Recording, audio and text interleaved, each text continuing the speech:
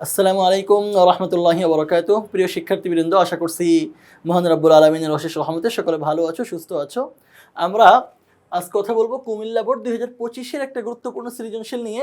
আমরা উদ্দীপকটা আগে খেয়াল করব। এখানে দুইটা তথ্য দিয়ে উদ্দীপকটা সাজানো হয়েছে। তথ্য ১, ইমাম মুসলিম রহিমাহুল্লাহ সহিহ মুসলিম নামে একখানা হাদিস গ্রন্থ সংকলন করেন। তিনি ৩ লক্ষ হাদিস থেকে যাচাই বাছাই করে ৩,০০০,০৩৩টি হাদিস সহিহ মুসলিম শরীফে লিপিবদ্ধ করেন। এটা অনেকটা ইমাম বুখারী রাহিমাহুল্লাহর জীবনের গল্পের মতো, যে উনিও অনেক হাদিস থেকে যাচাই বাছাই করে ৭ লক্ষ থেকে কিছু বেশি হাদিস বুখারী শরীফে লিপিবদ্ধ করেছিলেন। তথ্য ২, জনাব এহসান একটি সংস্থার নির্বাচিত চেয়ারম্যান। তিনি ছোট একটি মুরগির খামারের আয়ে সংসার পরিচালনা করেন। গৃহস্থলী কাজে স্ত্রী মাইমুনাকে সাহায্য করেন। তবে তিনি সংস্থা কর্তৃক বরাদ্দকৃত একটি বাড়িতে বসবাস করেন। তিনি একজন নবনির্বাচিত চেয়ারম্যান। তিনি নিজের আয়ে সংসার পরিচালনা করেন এবং বাসার কাজে, স্ত্রীর কাজে সহযোগিতা করেন। আচ্ছা, এইখান থেকে আমরা দেখতে পাচ্ছি হযরত আলী রাদিয়াল্লাহু আনহু এর জীবনের কিছুটা মিলে, আবার কিছুটা মিলে না। আচ্ছা, তাহলে প্রথমে আমরা দেখতে পেয়েছি উদ্দীপকের তথ্য ১-এ যে ইমাম বুখারী রাহিমাহুল্লাহর জীবনের সাথে ইমাম মুসলিম রাহিমাহুল্লাহর জীবনী অনেকটা সাদৃশ্যপূর্ণ। আর তথ্য ২ আমরা দেখতে পেয়েছি যে নবনির্বাচিত চেয়ারম্যান তার জীবনের সাথে হযরত আলী রাদিয়াল্লাহু আনহুর জীবনের কিছুটা মিল পাওয়া যায়। আচ্ছা, এখন আমরা প্রশ্নগুলো পড়ব। প্রশ্ন ক, মদিনা সনদ কি? প্রশ্ন খ, উসমান রাদিয়াল্লাহু আনহুকে জুন্নুরাইন কেন বলা হয়? গ, ইমাম মুসলিম রহিমাহুল্লাহ এর ভূমিকাটি কোন মুসলিম মনীষীর অবদানের সাথে সাদৃশ্যপূর্ণ? যেটা তথ্য ১-এ আমরা দেখে আসছি এবং আমরা বলে আসছি যেটা ইমাম বুখারী রহিমাহুল্লাহর জীবনের সাথে অনেকটা সাদৃশ্যপূর্ণ। ঘ, জনাব এহসানের জীবনযাপনে কোনো একজন খলিফার আদর্শ সম্পূর্ণরূপে প্রতিফলিত হয় কি? উক্ত খলিফাকে চিহ্নিত করে তোমার উত্তরের পক্ষে যুক্তি দাও। যে এহসানের যে জীবনযাপন কোনো একজন খলিফার আদর্শ সম্পূর্ণরূপে প্রতিফলিত হয় কিনা এটা জানতে চেয়েছে। আচ্ছা, আমরা ৪টা প্রশ্নই পড়লাম, এখন আমরা একটা একটা করে উত্তর দিব। আমাদের ক নাম্বার প্রশ্ন ছিল মদিনা সনদ কি? মদিনায় ইসলামী রাষ্ট্র গঠনের লক্ষ্যে সেখানকার সকল গোত্রের নেতাদের সাথে বৈঠক করে মহানবী সাল্লাল্লাহু আলাইহি সাল্লাম যে লিখিত সনদ প্রণয়ন করেন তাই মদিনা সনদ। রাসূলুল্লাহ সাল্লাল্লাহু আলাইহি সাল্লাম মক্কা থেকে মদিনায় হিজরত করে যাওয়ার পরে সেখানে তিনি একটি ইসলামী রাষ্ট্র গঠন করেন। ওই ইসলামী রাষ্ট্র গঠন করার সময় মদিনায় অবস্থানরত প্রত্যেক গোত্রের নেতাদের ডেকে রাসূলুল্লাহ সাল্লাল্লাহু আলাইহি সাল্লাম একটি সংবিধান বা একটি সনদ প্রণয়ন করেন। ইসলামের ইতিহাসে এবং পৃথিবীর ইতিহাসে এটাই প্রথম লিখিত সনদ এবং এটা মদিনা সনদ নামে প্রসিদ্ধ। আমাদের এখানে খ নম্বর প্রশ্ন ছিল উসমান রাদিয়াল্লাহু আনহুকে জুন্নুরাইন কেন বলা হয়? খ, মহানবী সাল্লাল্লাহু আলাইহি ওয়াসাল্লাম তার ২ কন্যা রুকাইয়া ও উম্মে কুলসুম কে হযরত উসমান রাদিয়াল্লাহু আনহু এর সাথে বিবাহ দেন। রাসূলুল্লাহ সাল্লাল্লাহু আলাইহি সাল্লামের মোট ৪ জন কন্যা সন্তান ছিল, যায়নাব, রুকাইয়া, উম্মে কুলসুম এবং ফাতেমা। তো রাসূলুল্লাহ সাল্লাল্লাহু আলাইহি সাল্লামের ২ জন কন্যা রুকাইয়া এবং উম্মে কুলসুম, এই ২ জনকে তিনি হযরত উসমান রাদিয়াল্লাহু আনহু এর সাথে বিবাহ দেন। এই ২ জনের নিয়ে অনেক মজার একটা ব্যাপার আছে, অনেক মজার একটা গল্প আছে। রাসূলুল্লাহ সাল্লাল্লাহু আলাইহি সাল্লামের এই ২ মেয়ের বিবাহ হয়েছিল রাসূল সাল্লাল্লাহু আলাইহি সাল্লামের চাচাতো ভাই আবু লাহাবের ছেলে উতবা এবং উতাইবা, এই ২ জনের সাথে। রাসূল সাল্লাল্লাহু আলাইহি সাল্লাম তখন নবুয়ত পাননি, ইসলাম আসার আগে। তো রাসূল সাল্লাল্লাহু আলাইহি সাল্লামের যখন ইসলামের দাওয়াত দেওয়া শুরু করেন এবং প্রকাশ্যে ইসলামের দাওয়াত দেন, তখন রাসূল সাল্লাল্লাহু আলাইহি সাল্লামের চাচা আবু লাহাব রাসূলুল্লাহ সাল্লাল্লাহু আলাইহি সাল্লামকে নানা রকম কষ্ট দেওয়ার চেষ্টা করেন, বিদ্রূপ করেন এবং শেষ পর্যন্ত একটা সময় গিয়ে সূরা লাহাব অবতীর্ণ হয়। এরপরে আবু লাহাব তার ২ জন ছেলে উতবা এবং উতাইবা, এই ২ জনকে বলে যে এই যে রুকাইয়া আর উম্মে কুলসুম যে তোমাদের বিবাহ বন্ধনে আছে তাদেরকে তালাক দিয়ে দাও, এবং তাদেরকে প্রেশার ক্রিয়েট করে আবু লাহাব তার ২ ছেলের উতবা এবং উতাইবাকে। করার পরে রুকাইয়া এবং উম্মে কুলসুমকে তারা তালাক দিয়ে দেয়। এরপরে রুকাইয়া এর বিবাহ হয় হযরত উসমান রাদিয়াল্লাহু আনহু এর সাথে। এরপরে রুকাইয়া যখন মারা যায়, রুকাইয়ার সংসার ছিল উসমান রাদিয়াল্লাহু আনহুর সাথে 12 বছর। তো রুকাইয়া যখন মারা যায়, এরপরে উম্মে কুলসুম তখনও বিবাহ হয় নাই। ওই যে উতবা এবং উতাইবা এই দুইজনের সাথে যে তাদের দুইজনের বিবাহ ছিল, রুকাইয়া এবং উম্মে কুলসুম, পরে উম্মে কুলসুমের তখনও বিবাহ হয় নাই। ততদিনে রুকাইয়া উসমান রাদিয়াল্লাহু আনহুর সাথে 12 বছর সংসার করে এরপরে তিনি মারা গেছেন। যাওয়ার পরে উম্মে কুলসুম তখন বিবাহিত, তালাক প্রাপ্তাই ছিল, ঘরেই ছিল। তখন রাসূলুল্লাহ সাল্লাল্লাহু আলাইহি সাল্লাম উম্মে কুলসুমকে আবার উসমান রাদিয়াল্লাহু আনহুর সাথে বিবাহ দেন।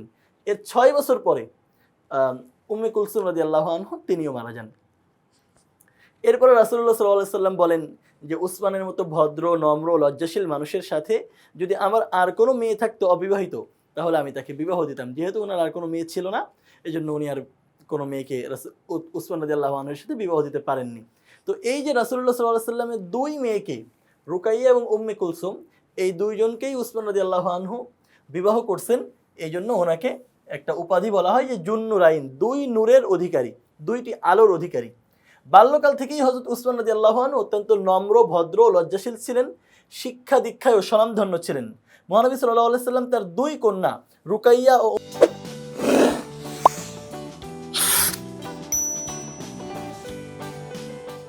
উম্মে কুলসুমকে একজনের মৃত্যুর পর আরেকজনকে, আমি মানে পুরো ঘটনা তোমাদের সাথে বললাম, সাথে বিবাহ দেন। এ কারণে তাকে জুন্নুরাইন, দুই জ্যোতির অধিকারী বলা হয়। তাহলে আমাদের খ নম্বর প্রশ্ন ছিল কি, যে উসমান রাদিয়াল্লাহু আনহুকে জুন্নুরাইন কেন বলা হয়? আমরা বিস্তারিত আলোকপাত করলাম তোমাদের সাথে। ইমাম মুসলিম রাহিমাহুল্লাহ এর ভূমিকাটি কোন মুসলিম মনীষীর অবদানের সাথে সাদৃশ্যপূর্ণ, ব্যাখ্যা করো। হযরত ইমাম মুসলিম রাহিমাহুল্লাহর ভূমিকাটি প্রখ্যাত মুসলিম মনীষী ইমাম বুখারী রাহিমাহুল্লাহ এর অবদানের সাথে সাদৃশ্যপূর্ণ। বাল্যকাল থেকেই ইমাম বুখারী জ্ঞানের প্রতি প্রবল আগ্রহ ছিল। তিনি খুব তীক্ষ্ণ মেধার অধিকারী ছিলেন। ইসলামের ইতিহাসে সর্বশ্রেষ্ঠ হাদিস সংগ্রাহকদের অন্যতম ছিলেন ইমাম বুখারী। ইসলামের ইতিহাসে যেই মানুষগুলো সবচেয়ে বেশি হাদিস সংগ্রহ করেছেন, ইমাম বুখারী রাহিমাহুল্লাহ তার অন্যতম ছিলেন। তিনি 16 বছর সাধনা করে 6 লক্ষ হাদিস থেকে পরীক্ষা নিরীক্ষা করে 7275টি হাদিস বুখারী শরীফে লিপিবদ্ধ করেন। হাদিস বিশারদ উলামায়ে কেরামের ঐক্যমত পোষণ করেছেন যে আসহহুল কিতাব বা'দা কিতাবিল্লাহ সহিহুল বুখারী, যে পৃথিবীতে আল কোরআনের পর বুখারী শরীফই হলো সবচেয়ে বিশুদ্ধ কিতাব। আসহহুল কিতাব বা'দা কিতাবিল্লাহ, সবচেয়ে সহি কিতাব আল্লাহর কোরআনের পরে কিতাবুল বুখারী, সহিহুল বুখারী। সবচেয়ে আল্লাহর কিতাবের পরে সবচেয়ে সহি গ্রন্থের নাম হলো বুখারী শরীফ। হাদিস গ্রন্থে তার অসামান্য অবদানের জন্য তাকে আমিরুল মুমিনিন ফিল হাদিস উপাধি দেওয়া হয়। উদ্দীপকের তথ্য 1 থেকে জানা যায়, মুসলিম রাহিমাহুল্লাহ 3 লক্ষ হাদিস থেকে যাচাই বাছাইয়ের মাধ্যমে 3033টি হাদিস সংকলন করে সহি মুসলিম গ্রন্থ রচনা করেন। হাদিসের বিশুদ্ধতা রক্ষায় তার অনুসৃত পদ্ধতি ও নিষ্ঠা প্রখ্যাত মুসলিম মনীষী ইমাম বুখারী রাহিমাহুল্লাহর আদর্শের সঙ্গে সামঞ্জস্যপূর্ণ। তারা দুইজনই হাদিস যাচাই বাছাইয়ের ক্ষেত্রে অধিক সতর্কতা ও গবেষণার মাধ্যমে হাদিস সংরক্ষণে অনন্য ভূমিকা পালন করেছেন। তাই বলা যায় ইমাম মুসলিম রাহিমাহুল্লাহ এর ভূমিকা ইমাম বুখারী রাহিমাহুল্লাহর অবদানের সাথে সামঞ্জস্যপূর্ণ। আমরা গ নম্বর প্রশ্নের উত্তর দিচ্ছিলাম যে আমাদের এখানে প্রশ্ন ছিল যে ইমাম মুসলিম রাহিমাহুল্লাহর ভূমিকাটি কোন মুসলিম মনীষীর অবদানের সাথে সাদৃশ্যপূর্ণ। আমরা তো মুসলিম রাহিমাহুল্লাহর ভূমিকা এখান থেকে পড়লাম এবং আমরা বলছি যে ওনার ভূমিকাটি ইমাম বুখারী রাহিমাহুল্লাহর অবদানের সাথে সাদৃশ্যপূর্ণ, কারণ দুইজনই যাচাই বাছাই করে বহু হাদিস সংগ্রহ করেছেন এবং সেখান থেকে আরও বেশি যাচাই বাছাই করে নির্দিষ্ট পরিমাণের কিছু হাদিস দিয়ে তারা কিতাব সংকলন করেছেন। আমাদের সর্বশেষ প্রশ্ন আজকের সৃজনশীলের, জনাব ইহসানের জীবনযাপনে কোনো একজন খলিফার আদর্শ সম্পূর্ণরূপে প্রতিফলিত হয় কি? উক্ত খলিফাকে চিহ্নিত করে তোমার উত্তরের পক্ষে যুক্তি দাও। যে ইমাম মুসলিম রাহিমাহুল্লাহ ইহসানের জীবনযাপনে কোনো একজন খলিফার আদর্শ, যেটা আমরা তথ্যচিত্র 2-এ পড়ছি যে তিনি একটি সংস্থার চেয়ারম্যান নির্বাচিত হয়েছেন এবং মুরগির খামারের আয়ে তিনি সংসার পরিচালনা করেন। গৃহস্থলী কাজে স্ত্রী মাইমুনাকে তিনি সহযোগিতা করেন, সাহায্য করেন এবং তিনি বরাদ্দকৃত একটি বাড়িতে বসবাস করেন। প্রশ্ন হলো, ইহসানের এই যে জীবনযাপন কোনো একজন খলিফার আদর্শ সম্পূর্ণরূপে প্রতিফলিত হয় কিনা?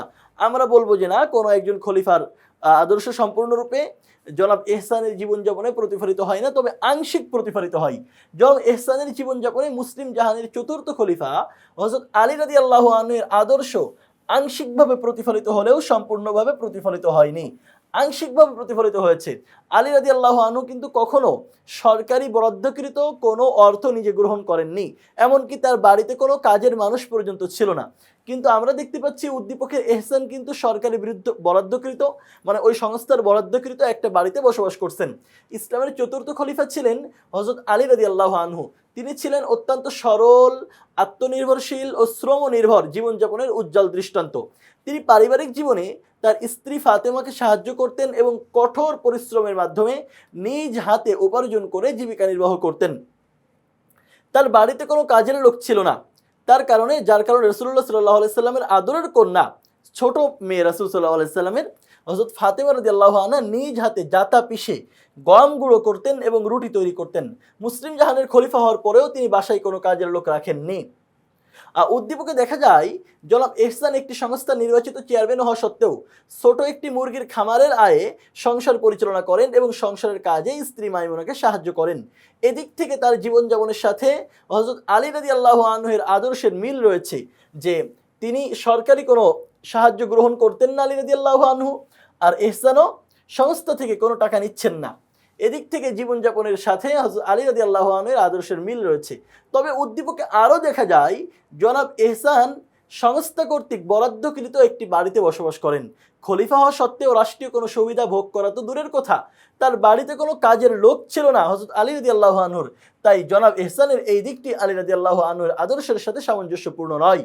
পরিশেষে বলা যায়, খেলাফতি আদর্শ পূর্ণভাবে অনুসরণ করতে হলে ব্যক্তিগত জীবনে রাষ্ট্রীয় সুযোগ সুবিধা গ্রহণের ক্ষেত্রে সর্বোচ্চ সংযম অবলম্বন। জনাব এহসানের জীবনে আলী রাদিয়াল্লাহু আনহুর সরলতা, আত্মনির্ভরশীলতার আদর্শ আংশিকভাবে প্রতিফলিত হলেও সংস্থা কর্তৃক বরাদ্দকৃত বাড়িতে বসবাস করার কারণে তা সম্পূর্ণরূপে প্রতিফলিত হয়নি। তাহলে আমাদের প্রশ্ন ছিল যে জনাব এহসানের জীবনযাপনে কোনো একজন খলিফার আদর্শ সম্পূর্ণরূপে প্রতিফলিত হয় কিনা? আমরা বলছি যে জনাব এহসানের জীবনযাপনে কোনো একজন খলিফার আদর্শ সম্পূর্ণরূপে প্রতিফলিত হয় না, তবে যদি তিনি সংস্থা কর্তৃক বরাদ্দকৃত বাড়িটা না নিতেন তাহলে সম্পূর্ণ আদর্শ প্রতিফলিত হতো। যেহেতু তিনি সংস্থা কর্তৃক বাড়িটা নিয়েছেন, সুতরাং সম্পূর্ণ আদর্শ প্রতিফলিত হয়নি, তবে আংশিক হয়েছে, যে কথা আমরা বলছি। তাহলে এই সৃজনশীলের মধ্যে আমরা কোন কোন বিষয় নিয়ে আলোচনা করলাম? আমরা ক নম্বর প্রশ্নে আলোচনা করেছি মদিনা সনদ কি। আমরা বলেছি রাসূলুল্লাহ সাল্লাল্লাহু আলাইহি সাল্লাম ইসলামী রাষ্ট্র গঠনের লক্ষ্যে মদিনায় যাওয়ার পরে মদিনার সব গোত্রের নেতাদের নিয়ে যে একটা সংবিধান প্রণয়ন করেন, একটা সনদ প্রণয়ন করেন, এটাকে বলা হয় মদিনা সনদ। উসমান রাদিয়াল্লাহু আনহুকে জুন্নুরাইন কেন বলা হয়? রাসূলুল্লাহ সাল্লাল্লাহু আলাইহি সাল্লামের দুই কন্যা হযরত রুকাইয়া এবং উম্মে কুলসুম, এই দুইজনকেই বিবাহ করার কারণে উসমান রাদিয়াল্লাহু আনহুকে জুন্নুরাইন বলা হয়। ইমাম মুসলিম রাদিয়াল্লাহু আনহু রাহিমাহুল্লাহ এর ভূমিকাটি কোন মুসলিম মনীষীর অবদানের সাথে সাদৃশ্যপূর্ণ? তিনিও হাদিস সংগ্রহ করতেন, সংকলন করতেন। ইমাম বুখারী রাহিমাহুল্লাহ হাদিস সংগ্রহ করে সেটা সংকলন করেছেন। সুতরাং মুসলিম রাহিমাহুল্লাহর জীবনী ইমাম মুসলিম মনীষীর অবদানের সাথে সাদৃশ্যপূর্ণ, আমরা বলেছি ইমাম বুখারীর। সর্বশেষ এহসানের জীবনযাপনে কোনো একজন খলিফার আদর্শ সম্পূর্ণরূপে প্রতিফলিত হয় কিনা? আমরা বলেছি সম্পূর্ণরূপে প্রতিফলিত হয় না, তবে আলী রাদিয়াল্লাহু আনহু এর আদর্শ আংশিকভাবে প্রতিফলিত হয়। অন্য কোনো প্রশ্নে যদি মদিনা সনদ দিয়ে তোমাদেরকে প্রশ্ন করা হয়, উসমান রাদিয়াল্লাহু আনহুকে নিয়ে প্রশ্ন করা হয়, তোমাদের প্রশ্নে যদি চলে আসে ইমাম বুখারী অথবা আলী রাদিয়াল্লাহু আনহুর জীবনী, আশা করি আজকের ক্লাস থেকে উপকৃত হয়ে তোমরা সেগুলো সঠিকভাবে আনসার করতে পারবে। তোমাদের সবার জন্য শুভকামনা রইল। অন্য কোনো ক্লাসে দেখা হবে, কথা হবে। ততক্ষণ পর্যন্ত আল্লাহ হাফেজ। আসসালামু আলাইকুম ওয়া রাহমাতুল্লাহি ওয়া বারাকাতুহু।